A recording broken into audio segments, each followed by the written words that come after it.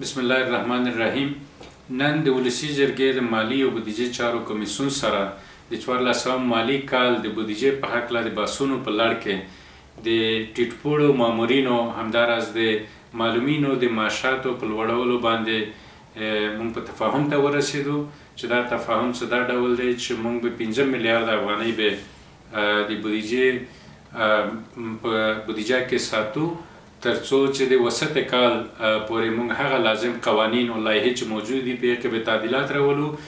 بیا د هغه بعد د طرحه به په تفاهم سره د ولسی جرګې سره تقریبا شاوخوا 2000 افغانۍ به د ټیټپوړي مامورینو همدارس د معلمینو په معاشاتو کې البته په دې باندې به دقیق تحلیل او مطالعه به کیږي. د هغه بعد به د حمل د میاشتو نه تطبیق کیږي چون د معاشاتو لوړول د حکومت هم یو اولویت و.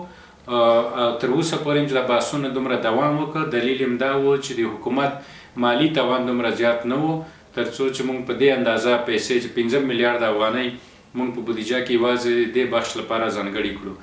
زموږ عواید په هغه اندازه نه دي چې حتی موږ خپل عادي بودیجه تمویل کړو. کومکونه هم مشروط دي او همداراز مشخصو پروژو لپاره دي.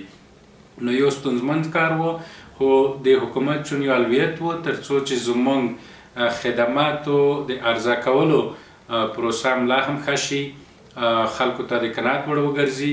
نو دا اړینه وه چې مامورینو ته همداراز معلمینو ته موږ معاشونه لوړ کړو. نو په دې تفاهم سره د ولسی جرګې به انشاءالله د حمل د میاشتو نه په راتلونکي کال کې به دا هغه اجرا کیږي خو تر وسط کال پورې به موږ هغه لازم قوانینو کې تغییرات راولو. باید په دې باندې هم تاکید وکړو چې یعنی په دې نورو مواردو باندې اختلافي موارد چې په دې باندې په کافي اندازه بحثونه د بودیجې په حق له د کمیسیون د مالی او بودیجې سره شوي دي په تفاهم رسېدلی یو.